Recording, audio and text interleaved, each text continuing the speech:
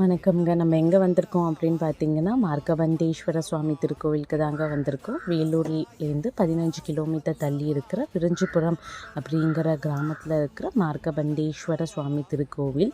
திருவாரூரில் எப்படி தேரழகோ, திருவிரிஞ்சையில் மதிலழகு அப்படின்னு சொல்லுவாங்க. அதுக்கேற்ற மாதிரி கோவிலோட மதில்கள் எல்லாமே ரொம்ப அழகாக இருந்தாங்க. சுவாமி சுயம்பா வந்தவருங்க. திருவருளால் சுவாமியோட அபிஷேகமும் பார்க்குற பாக்கியம் எங்களுக்கு கிடச்சிது.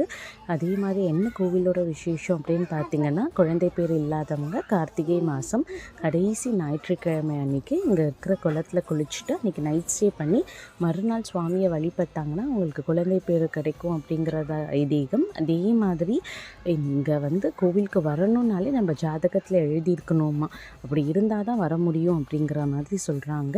நாங்கள் பார்த்து தரிசிச்சுட்டு வந்துட்டோம். நீங்கள் எப்போ போக போகிறீங்க? பாய், டேக்